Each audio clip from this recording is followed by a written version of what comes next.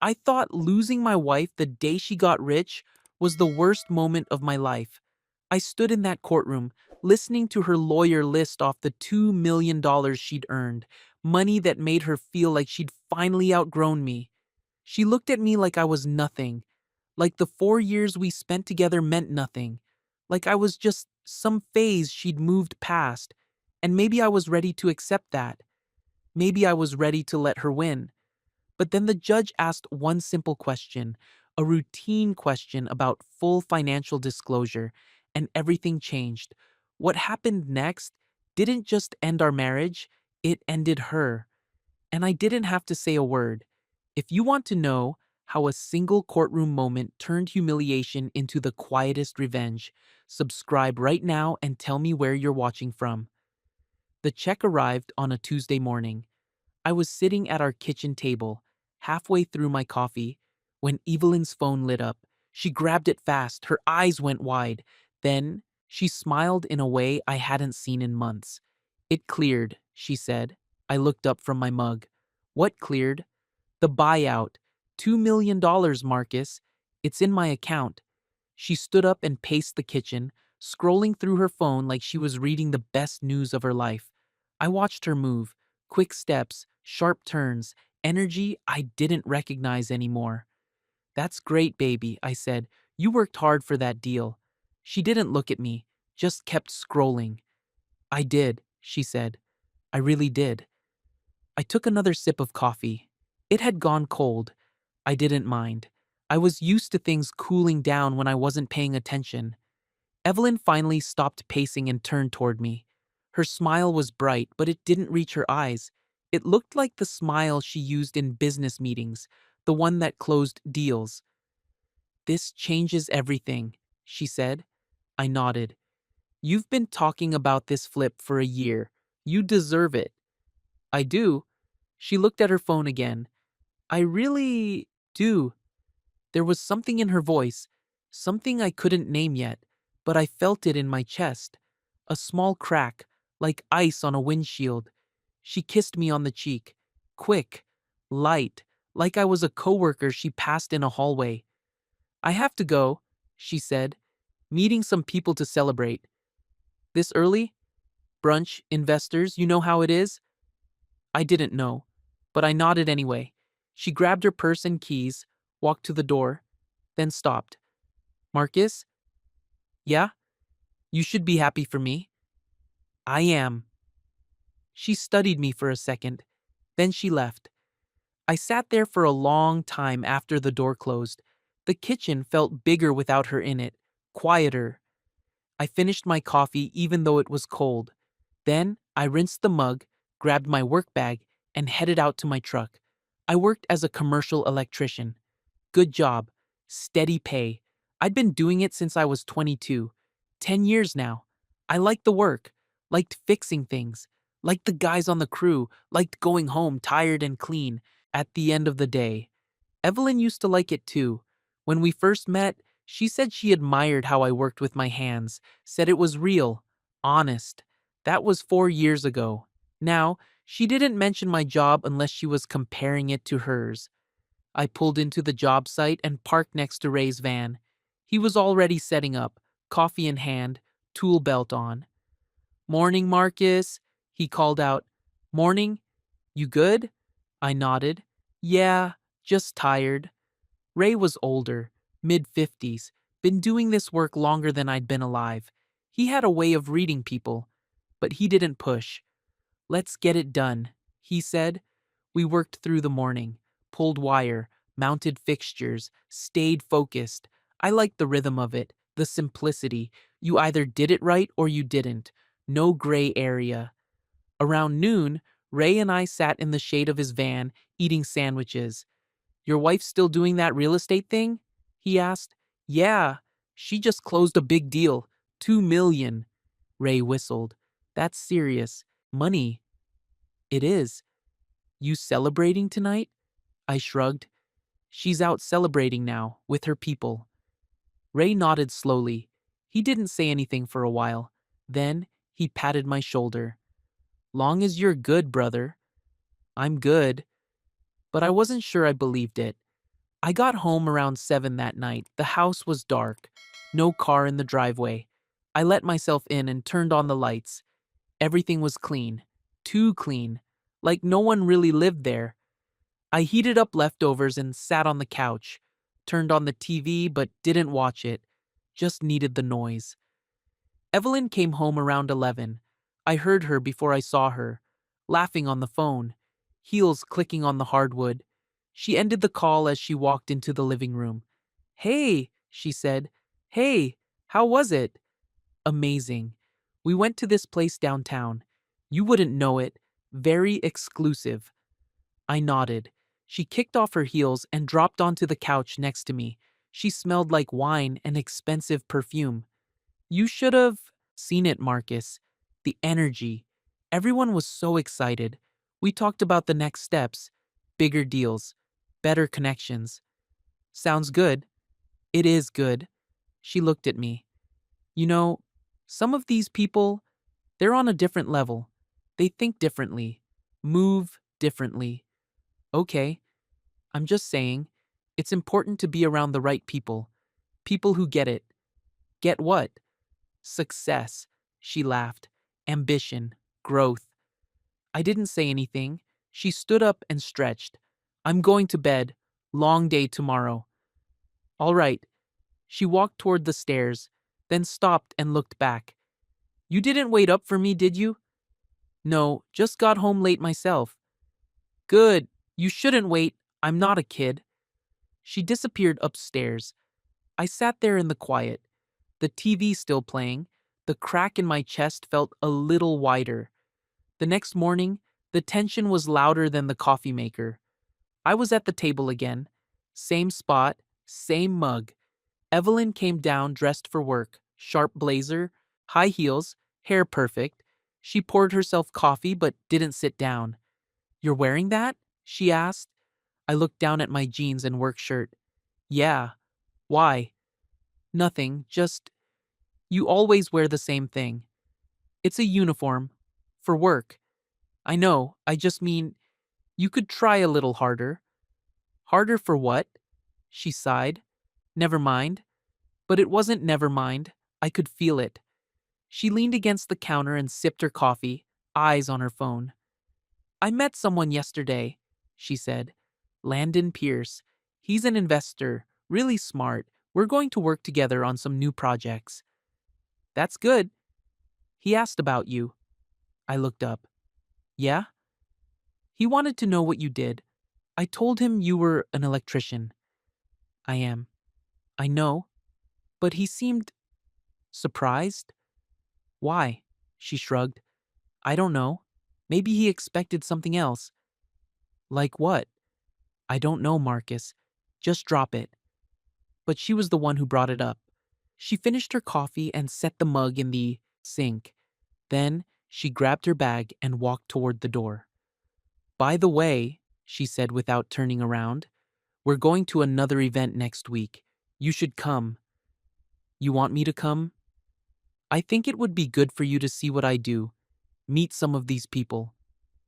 "All right. Wear something nice." She left. I stared at the door for a long time. The event was the following Friday. Evelyn picked the place, a rooftop bar downtown, expensive drinks, expensive people. I wore slacks and a button-down. She looked at me when I came downstairs and nodded. No compliment, just approval. We drove in silence. She checked her phone the whole time. When we walked in, the space was full. Music, laughter. Everyone looked like they belonged in a magazine. Evelyn grabbed my hand, but it felt like she was leading me through a museum, not introducing me to her world. "There he is," she said, pointing toward a tall white man in a tailored suit. "That's Landon." He saw us and smiled. Big, bright, the kind of smile that didn't mean anything. "Evelyn." He hugged her, long, familiar. Then he turned to me. "You must be Marcus." "Yeah." We shook hands. His grip was firm, performative. "Electrician, right?" he said. "Yeah." "Good work. Honest work." He said it the way people say things they don't mean. Evelyn laughed. Marcus is great at what he does. I'm sure he is. Landon turned back to Evelyn and started talking about deals and numbers and names I didn't know. She leaned in, laughed, touched his arm. I stood there. After a while, I excused myself and walked to the bar, ordered water. The bartender looked at me like I'd asked for dirt. I watched Evelyn from across the room. She was glowing, animated, alive. She looked like someone I used to know. I heard Landon's voice behind me. He was talking to someone else now. Yeah, Evelyn's great, he said, but I don't know what she was thinking with that guy. I mean, look at him. Laughter. I didn't turn around. I finished my water and walked outside, found a spot by the railing. The city lights stretched out below. Quiet up here. Peaceful. Evelyn found me 20 minutes later. What are you doing out here? Getting air. You've been gone forever. 15 minutes. People noticed. What people? Just people. She crossed her arms. You're making this weird. I'm not doing anything. Exactly. You're just standing here. You look uncomfortable. I am uncomfortable. Why? Because I don't belong here. Her face changed. Something cold moved into her eyes. Maybe you're right, she said. We stared at each other. Let's go, she said. The car ride home was worse than the silence. Evelyn drove fast, angry. She didn't say anything until we were halfway home. You embarrassed me tonight. How? You just stood there, like a ghost. You didn't talk to anyone, didn't try. I talked to Landon. For 2 seconds, then you disappeared. I didn't. I disappear. I stepped outside. Same thing. She gripped the steering wheel tighter. You know what Landon said to me? He asked if you were always like that. Like what? Quiet, stiff, uncomfortable. I was uncomfortable. Because you wanted to be. I didn't respond. She pulled into the driveway and turned off the car. But she didn't get out. You know what your problem is, Marcus? Tell me. You were a phase. The words hit like glass. What? You heard me. You were a phase, something I thought I wanted. But I'm past that now. I looked at her, really looked at her, and I didn't recognize her anymore. Good night, Evelyn. I got out of the car and walked inside, grabbed a pillow and blanket from the closet, laid down on the couch. She didn't follow me. I stared at the ceiling for hours, thinking about the moment everything changed. It was the check, $2 million, and I became invisible. 3 days later, I came home from work and found the papers, divorce papers. They were on the kitchen counter, right where she used to leave me notes. I picked them up, read the first page, then set them down. Evelyn walked in from the living room. You saw them? She said. Yeah. Good. That's it? Good? She shrugged. What do you want me to say, Marcus? We're done. You know it? I know it. When did you decide this? I didn't decide it. It just is. That doesn't make sense. It makes perfect sense. She walked closer. I outgrew you. It happens. People change. People don't change in 3 days. I didn't change in 3 days. I changed over 3 years. You just didn't notice. I couldn't argue with that. I have money now, she said. Real money. I don't need to settle. Settle? Yeah, settle. She looked me up and down. I can do better. There it was, the truth. Clean. Cold. All right, I said. All right? Yeah. All right. She blinked, like she expected me to beg. You're not going to fight this? No. Why not? Because you already made up your mind. She stared at me for a long moment. Then she smiled. Not warm, victorious. This will be easy then. I nodded. I walked upstairs, packed a bag, clothes, toothbrush, charger, the basics. When I came back down, Evelyn was on her phone. Where are you going? She asked. Ray's letting me stay with him for a bit. Fine. I walked to the door. Marcus, I stopped, didn't turn around. I really did love you once, she said. I know. I left, and I didn't look back. Later that night, I sat in Ray's spare room and pulled out my phone. I scrolled to a name I hadn't called in months: Daniel Whitmore, trustee of my family's estate. I typed a message. It's happening. He replied immediately. Understood. I'll prepare everything. I set the phone down and lay back on the bed. The crack in my chest didn't hurt anymore. It just felt empty. And that was fine, because empty meant room to rebuild.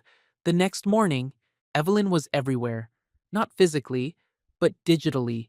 Instagram, Facebook, even LinkedIn. She posted a photo of herself in front of her new luxury apartment building. Caption: New chapter, new energy, new me. I didn't follow her anymore, but Ray showed me. She's really going for it, he said, handing me his phone over breakfast. I looked at the picture. She was smiling, confident. Her hair was different, lighter, styled. She looked expensive. Yeah, I said. She is. You good? I'm good. Ray took his phone back and studied me for a second. Then he nodded. All right, let's get to work. We spent the day running conduit in a new office building. Hard work, physical. It kept my mind quiet. But during lunch, I checked my phone and saw another post. This time, it was a photo of Evelyn and Landon. They were at some restaurant. Fancy plates, wine glasses. His arm was around her chair. The caption: Celebrating success with the right people. I stared at it longer than I should have. Then I put my phone away. Ray didn't ask, but he knew. That evening, I met with a divorce attorney. Her name was Claire Benson, mid-40s, sharp suit, no-nonsense energy. She sat across from me in a small office that smelled like coffee and old paper. Walk me through it, she said. I told her everything: the marriage, the shift, the money, the papers. She took notes, didn't react much, just listened. When I finished, she leaned back in her chair. Assets? She asked. She has 2 million from a property deal. I make about 70,000 a year. Savings? We have a joint account, maybe 15,000 in it. Property? The house is in her name. I never pushed to be on the deed. Claire raised an eyebrow. Why not? She bought it before we got married. I didn't think it mattered. It might matter now. She made another note. Anything else? Investments? Retirement accounts? I hesitated. Marcus? No, I said. Nothing else. She studied me for a moment. Then she nodded. All right. Given the disparity in assets and the short duration of the marriage, this should be straightforward. We'll file a response. Request a hearing to formalize everything. She's not asking for alimony, correct? Correct. Good. Then we're looking at a clean split. You'll walk away without much, but you won't owe her anything either. That's fine. Claire set down her pen. You sure about this? You seem calm for someone who's about to lose a lot. I'm not losing anything I need. She smiled faintly. That's a good way to look at it. We scheduled the hearing for 2 weeks out. I signed some papers, shook her hand, left. When I got back to Ray's place, I sent another text to Daniel. Hearing scheduled. 2 weeks. His response came fast. I'll be there. Everything is in order. I set the phone down and stared at the ceiling. 2 weeks. Then it would all be over. The days moved slow. I worked, came home, ate dinner, Ray, watched TV, went to bed. Simple, quiet. But Evelyn's life was loud. She posted constantly. New clothes, new restaurants, new friends, always Landon in the background, sometimes front and center. One night, Ray saw me scrolling. Brother, he said, stop looking. I'm not looking. You are, and it's poison. He was right. I deleted the apps from my phone. On the 10th day, Evelyn called me. I almost didn't answer, but I did. Hello? Marcus, it's me. I know. Silence. How are you? She asked. I'm fine. You? Good. Really good, actually. She paused. I just wanted to check in, make sure you're okay with everything. I'm okay. Good. Because I don't want this to get ugly. It won't. I mean it, Marcus. I don't want you trying to claim half of my money or anything crazy like that. I almost laughed. I'm not claiming anything, Evelyn. Okay? Good. Because I worked hard for that money. It's mine. I know. Another pause. You're being really calm about this, she said. What do you want me to be? I don't know. Upset? Angry? I'm not angry. Why not? Because anger won't change anything. She didn't respond right away. Then she said, You always were too calm. It used to drive me crazy. I remember. Landon says it's a good quality. He thinks you're dignified. That's nice of him. He really is a good guy, Marcus. You'd probably like him if you got to know him. I didn't respond. Anyway, she said, I just wanted to make sure we're on the same page. No drama, no fighting, just clean and done. That's the plan. Okay, good. She exhaled. Take care of yourself. You too. She hung up. I sat there holding the phone. Ray walked in. That her? Yeah. What did she want? To make sure I'm not going to fight for her money. Ray shook his head. Unbelievable. It's fine. It's not fine, Marcus. She's treating you like you're nothing. I know. And you're just taking it? I looked at him. For now. Ray frowned. But he didn't push. 3 days before the hearing, I met Daniel for coffee. He was exactly as I remembered. Tall, gray hair, expensive suit, calm presence. We sat in a corner booth. He ordered black coffee. I ordered the same. You ready for this? He asked. Yeah. You understand what's going to happen? I do. He leaned forward. Once I present the trust documents, everything changes. Your ex-wife will know. Her lawyer will know. The judge will know. There's no taking it back. I don't want to take it back. Good. He sipped his coffee. You've handled this well, Marcus. Your grandfather would be proud. My grandfather. I hadn't thought about him in weeks. But Daniel was right. He would have handled it the same way. My grandfather built his wealth slowly, carefully. He owned a chain of laundromats that became dry cleaners that became commercial properties. By the time he died, he was worth over 500 million. He left it all in a trust for me. But he made one rule. Don't tell anyone unless you have to. People change when they know you have money, he used to say. They see dollar signs instead of your face. So, I didn't tell anyone. Not my friends, not my coworkers, not even Evelyn. I wanted her to love me for me, not for what I had. And for a while, I thought she did. You never told her, Daniel said. It wasn't a question. No. Why not? Because I wanted to know if she'd stay without it. Daniel nodded slowly.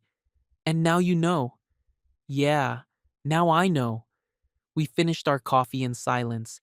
As we stood to leave, Daniel put a hand on my shoulder. She's going to be angry, he said. I know. She's going to feel humiliated. I know that too. And you're okay with it? I looked him in the eye. I'm not doing this to humiliate her. I'm doing this to protect what's mine. Daniel smiled. Your grandfather said the same thing once. We shook hands and parted ways. The night before the hearing, I couldn't sleep. I lay on Ray's couch and stared at the ceiling. My mind ran through every possible outcome. Evelyn's face when she found out, Landon's reaction, the whispers in the courtroom. I wasn't nervous, but I wasn't calm either. I was somewhere in between. Around 2 in the morning, I got up and went outside. Sat on the porch steps. The neighborhood was quiet. A few streetlights, a dog barking in the distance. I thought about the first time I met Evelyn. It was at a coffee shop. She was in line ahead of me. Her card got declined. She looked embarrassed. I offered to pay. She said no at first, but I insisted. We ended up talking for 2 hours. She told me about her dreams, her business, her goals. I told her about my work, my crew, my life. She said I was different, grounded, real. I thought she was smart, driven, beautiful. We got married a year later, and for a while, it was good. But somewhere along the way, I stopped being enough. Or maybe I was never enough. Maybe she was always waiting for something better. I heard the door open behind me. Ray stepped out.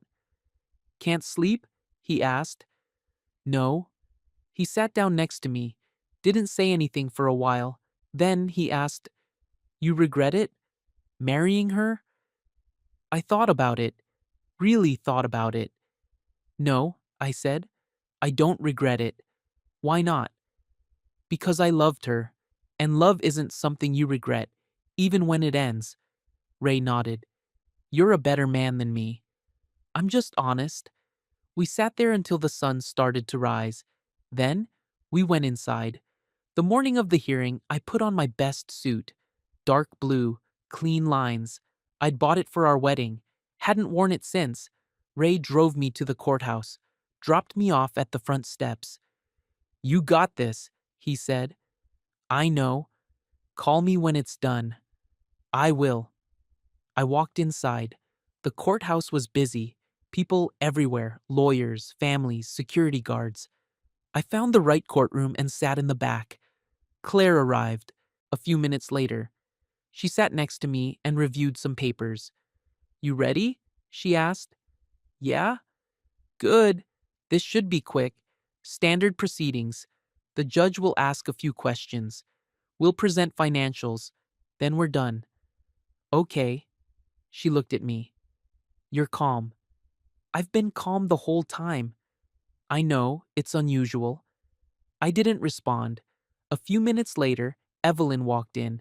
She looked perfect. Hair done, makeup flawless, designer dress, heels that clicked on the floor. Landon was with her. He stayed near the door. She saw me and froze for a second. Then she walked to the other side of the courtroom and sat down with her lawyer.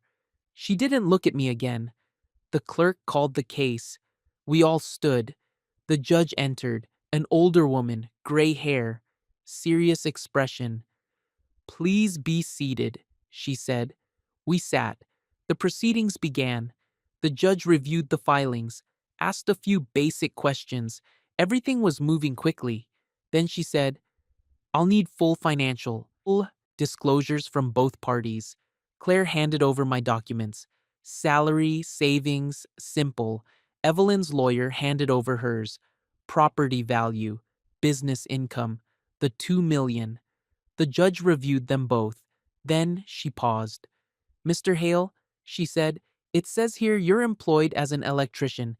Annual income 70,000. Is that correct?" "Yes, Your Honor." "And you have no other assets? No investments? No accounts?" Claire stood. "Your Honor, Mr. Hale does have one additional asset that was not included in the initial filing." The judge frowned. "Why wasn't it included?"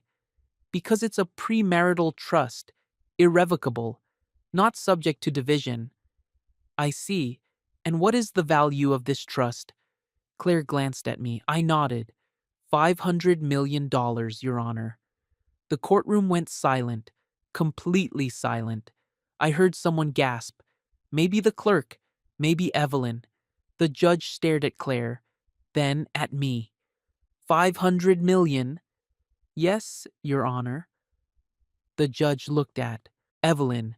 Her face was frozen, white, her mouth slightly open. Landon had backed away from the door.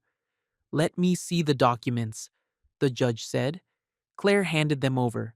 Daniel had prepared everything perfectly. Trust agreements, bank statements, asset valuations, all of it. The judge read through them slowly. Then she set them down. "This trust is indeed premarital and irrevocable. It is not subject to division."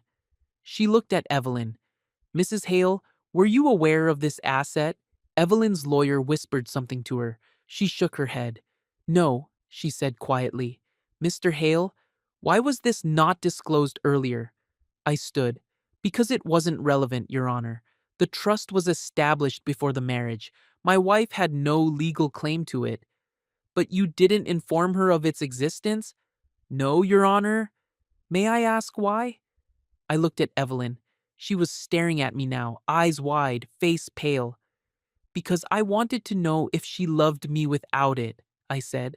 The judge nodded, slowly. I see. She made some notes. Then she looked up. This hearing is adjourned. I'll issue a final ruling within the week. Given the circumstances, it appears the divorce will proceed as filed. Mrs. Hale, you will retain your assets. Mr. Hale, you will retain yours. She banged the gavel. It was over. I walked out of the courtroom first.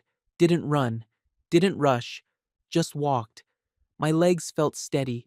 My breathing was calm. But my heart was pounding so hard I could hear it in my ears. Behind me, I heard voices. Sharp. Loud. Evelyn's voice rising above the others. I didn't turn around. I made it to the courthouse steps before Claire caught up with me. Marcus, wait. I stopped. She was breathing hard, like she'd been running. Are you okay? I'm fine. That was intense. It was necessary. She studied my face. You knew this would happen. You planned it. I didn't plan anything. I just didn't lie. You also didn't tell the truth. She never asked. Claire shook her head slowly. I've been doing this for 20 years. I've never seen anything like that. Is there anything else I need to do? No. The judge will finalize everything in writing. You'll get a copy. After that, you're free. Okay? Marcus? I looked at her. Be careful. She's going to come for you. Maybe not legally, but she'll come. I know. Claire nodded. Then she walked back inside. I stood there for a moment. The sun was bright. The air was cool. People moved past me on the steps. No one looked at me twice. I pulled out my phone and called Ray. It's done, I said. How'd it go? Exactly how it needed to. You good? Yeah, I'm good. I'll pick you up. Thanks. I hung up and waited. 5 minutes later, Evelyn burst through the courthouse doors. She looked wild. Her hair was messy, her makeup smudged. She saw me and stopped. Landon was behind her. He looked uncomfortable, like he wanted to be anywhere else. Marcus, she shouted. He didn't move. She walked down the steps toward me. Fast, angry. How could you? She said. How could I what? Don't play dumb. You lied to me. I never lied. You hid $500 million. I didn't hide it. I just didn't tell you about it. That's the same thing. No, it's not. She stopped a few feet away from me. Her eyes were red. Her hands were shaking. You made me look like a fool in there, she said. You did that yourself. What? You left me because you thought you were better than me. You thought $2 million made you superior. You didn't ask me about my life, my family, my money. You assumed. Because you let me assume. Yeah, I did. She stared at me. Why? Because I wanted to see who you really were. Her face twisted. You're a liar. No, I'm just quiet. Landon stepped forward. Evelyn, let's go. She ignored him. You knew I would leave you. You set me up. I didn't set you up. You made your choice. The money you found out about today doesn't change what you did 3 days after you got yours. That's not fair. Life isn't fair, Evelyn. You taught me that. She opened her mouth to say something, then closed it. Tears ran down her face, but they weren't sad tears. They were angry. I hate you, she said. No, you don't. You hate yourself. Landon grabbed her arm. Come on. This isn't worth it. She pulled away from him, but she didn't move toward me either. She just stood there, shaking, crying. You could have told me, she said quietly. Would it have changed anything? She didn't answer. That's what I thought, I said.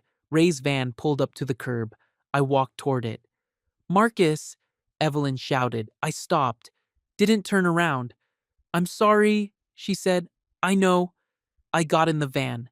Ray pulled away. I watched Evelyn in the side mirror. She was still standing there. Landon was talking to her, but she wasn't listening. She just stood there, getting smaller, until she was gone. That night, I couldn't stay at Ray's place. I needed space, air, quiet. So I checked into a hotel. Nothing fancy, just clean and simple. I sat on the bed and stared at the wall. My phone buzzed. A text from Daniel. Well done. Another from Claire. If she contacts you again, let me know. Another from Ray. Proud of you, brother. I didn't respond to any of them. I just sat there. After a while, I turned on the TV, flipped through channels, didn't watch anything. Around 9, there was a knock on the door. I looked through the peephole. Evelyn. I closed my eyes, took a breath, opened the door. She was still in the same dress from the courthouse, but she looked different, tired, worn out. How did you find me? I asked. I called Ray. He told me. He shouldn't have. I begged him. I didn't say anything. Can I come in? She asked. No. Please, Marcus. I just want to talk. We already talked. No, you talked. I just yelled. She looked at me. Please. Stepped aside. She walked in slowly, looked around the room, then sat on the edge of the bed. I stayed by the door. Where's Landon? I asked. Gone. Gone? He left, said he didn't sign up for this kind of drama. She laughed, but it wasn't a happy sound. Funny, he was so interested when he thought I was the rich one. I didn't respond. He called me a liar, she continued, said I should have known about your money, like it was my fault. She looked up at me. Was it my fault? No? Then why didn't you tell me? Because I wanted you to love me for me. I did love you for you. Did you? She looked away. I thought I did, but you didn't. I don't know, Marcus. I don't know anymore. She wiped her eyes. Her hands were still shaking. When I got that $2 million, she said, I felt powerful, like I finally made it, like I didn't need anyone anymore. You didn't need me. I thought I didn't.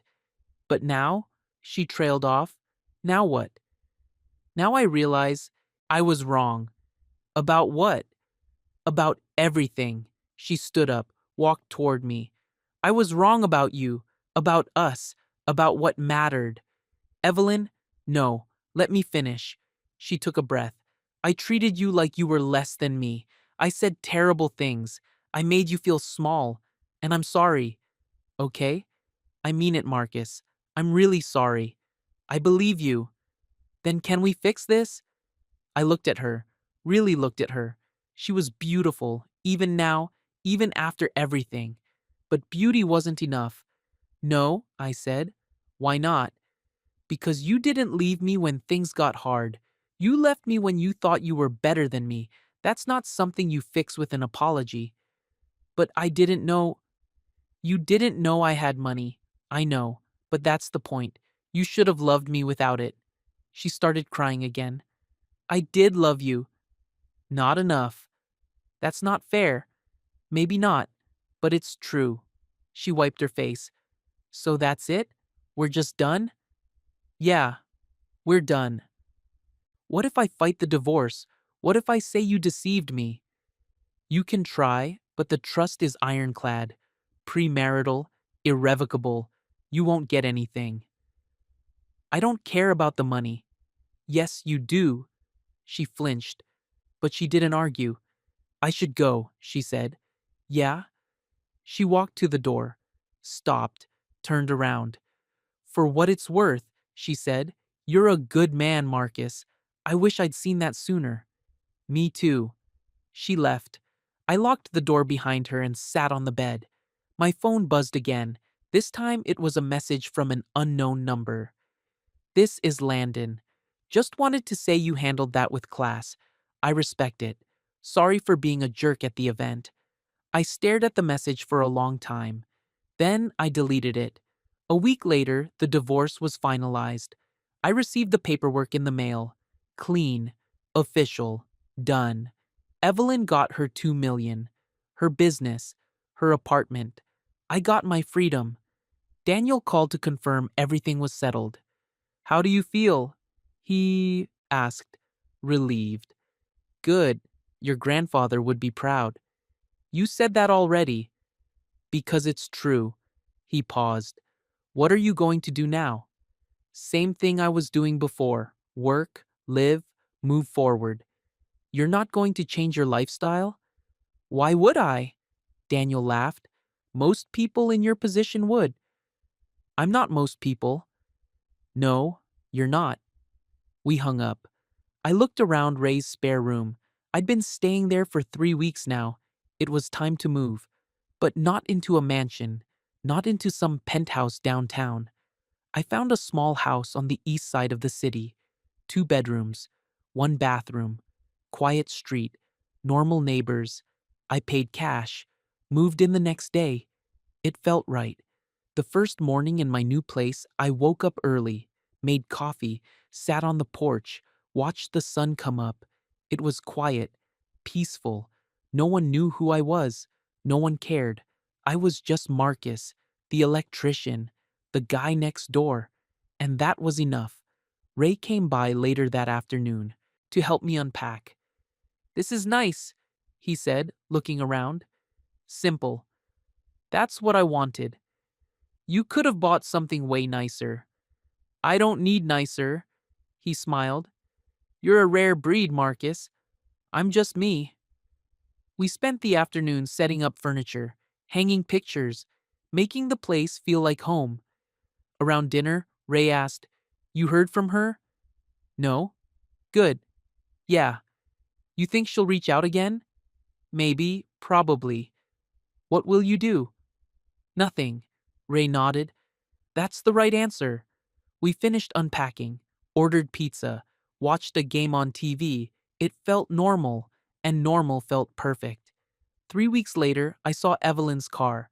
I was driving home from work, stopped at a red light, looked to my left. She was in the next lane, sunglasses on, hair pulled back.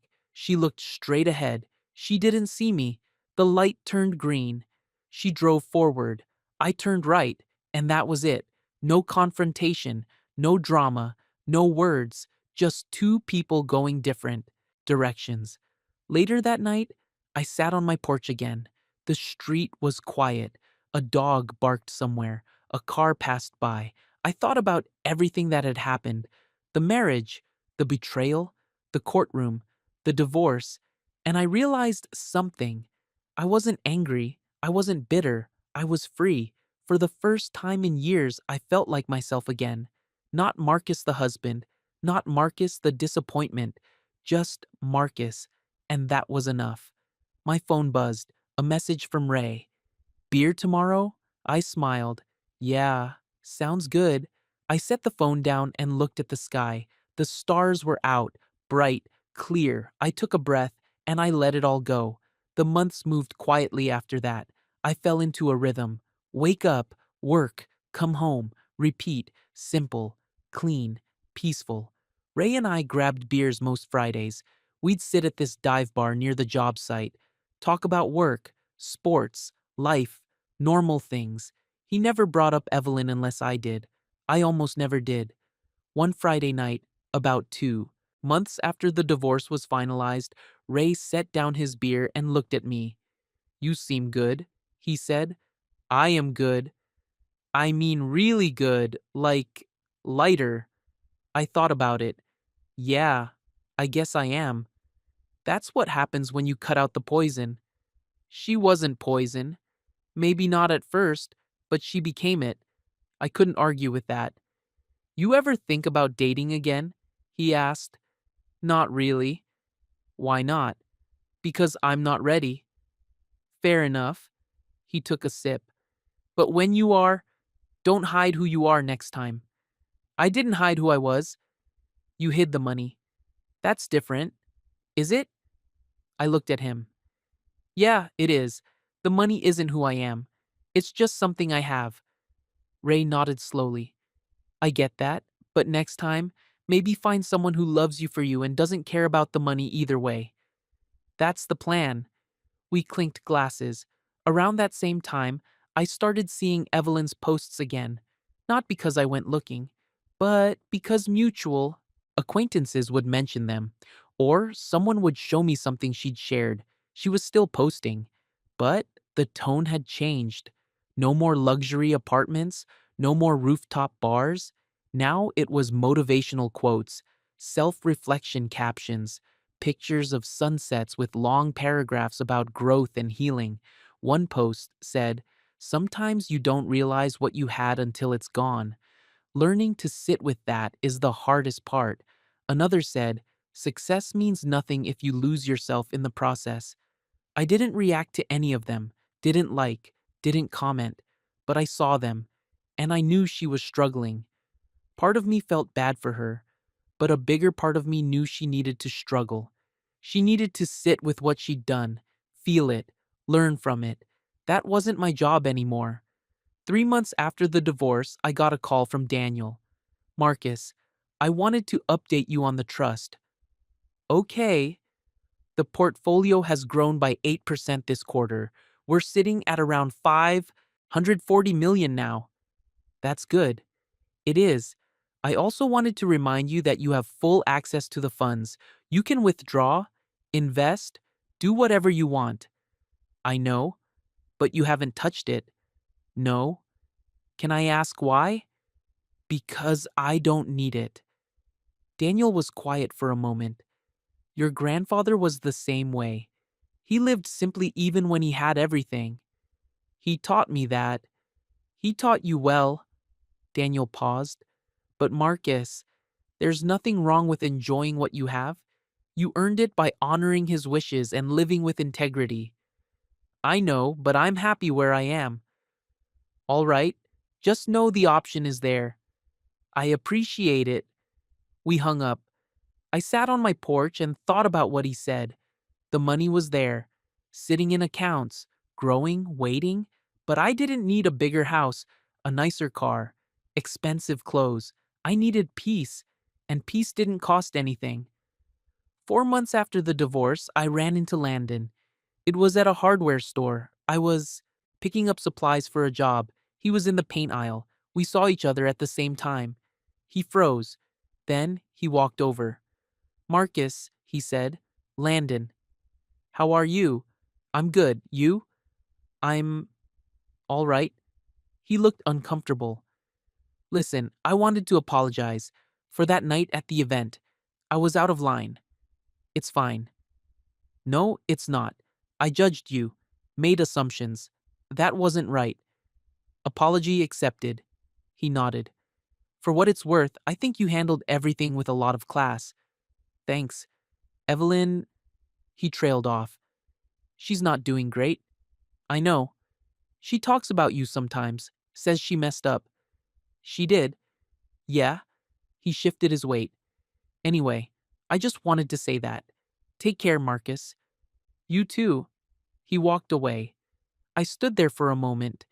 Then I grabbed what I needed and left. 5 months after the divorce, Evelyn showed up at my house. It was a Saturday morning. I was working in the yard, pulling weeds, trimming bushes, normal weekend stuff. I heard a car pull up, looked over. Her. She got out slowly. She looked different, thinner, tired. Her hair was pulled back in a simple ponytail. No makeup, jeans, and a t-shirt. She looked like the woman I'd met in the coffee shop 4 years ago. "Hi," she said. "Hi. I'm sorry for just showing up. I know I shouldn't." "Then why did you?" "Because I need to say something, and I need you to hear it." I set down the pruning shears. "All right." She took a breath. "I've been seeing a therapist for the past 3 months." "That's good." "She's been helping me understand why I did what I did, why I pushed you away, why I treated you the way I did." I didn't say anything. "It wasn't about you," she continued. It was about me, my insecurity, my need to prove I was worth something. I thought money would make me valuable, but it just made me cruel. Okay, I'm not asking you to forgive me. I don't deserve that, but I needed you to know that I understand now. I understand what I lost. What did you lose? A good man, a real partner, someone who loved me for me. Her voice cracked, and I threw it away because I was too stupid to see it. I looked at her, really looked at her. She meant it. I could see that. I'm glad you're getting help, I said. That's it? What else do you want me to say? I don't know. That you forgive me? That we can be friends? Something? I do forgive you, Evelyn, but we can't be friends. Not now. Maybe not ever. Why not? Because you hurt me, and I need to protect myself.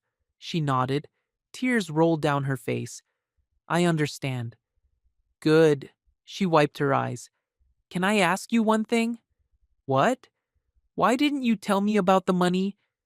Really, I need to know. I thought about it. Because I wanted you to love me without conditions. I wanted to know that if everything fell apart, you'd still be there. But you weren't. I would have been. If I'd known. No, you wouldn't have. You would have stayed. Because of the money, not because of me, and I didn't want that. She looked down. You're right. I know. She stood there for a moment. Then she walked back to her car. Before she got in, she turned around. You're going to make someone very happy one day, she said. Maybe. No, you will, because you're the kind of man women dream about. I just wasn't smart enough to see it. She got in her car and drove away. I watched her go. Then I went back to my yard work. 6 months after the divorce, I went on my first date. Her name was Simone. She worked at a bookstore near my house. We'd talked a few times when I came in to browse. She was kind, funny, easy to talk to. One day, she asked if I wanted to get coffee. I said yes. We met on a Sunday afternoon, talked for 2 hours about books, music, life. She told me about her family, her job, her dreams. I told her about my work, my crew, my grandfather. She didn't ask about money, didn't ask what I owned, didn't care. At the end of the date, she smiled and said, I had a really good time. Me too. Can we do this again? Yeah, I'd like that. We hugged. It was simple, warm. I drove home feeling lighter than I had in months. 7 months after the divorce, I saw Evelyn one last time. I was driving home from a job, stopped at a red light, looked to my right. She was standing on the sidewalk, talking on the phone. She looked okay, not great, but okay. She glanced over, saw me. We locked eyes for a second. She didn't smile, didn't wave, just looked. Then she turned away and kept talking. The light turned green. I drove forward, and I didn't look back. 8 months after the divorce, Ray and I were working on a big project, a new hospital building, complex wiring, good pay. During lunch, we sat in the shade, eating sandwiches, drinking cold water. You seem happy, Ray said. I am. That girl you've been seeing, Simone, she's good for you. She is. You gonna tell her? Tell her what? About the money. I thought about it. Eventually. But not yet. Why not? Because I want to make sure she's here for the right reasons first. Ray laughed. You're doing it again. Doing what? Testing people. Maybe, but I'd rather test them than get hurt again. Fair enough. He took a bite of his sandwich. But don't wait too long. Secrets have a way of coming out. I know. And when they do, you better hope she understands. She will. How do you know? Because she's different. Ray smiled. I hope you're right. Me too. 1 year after the divorce, I woke up in my small house, made coffee, sat on the porch, watched the sunrise. The street was quiet. A neighbor waved from across the way. I waved back. My phone buzzed. A text from Simone. Good morning? Coffee later? I smiled. Yeah. Sounds good. I set the phone down and looked at the sky.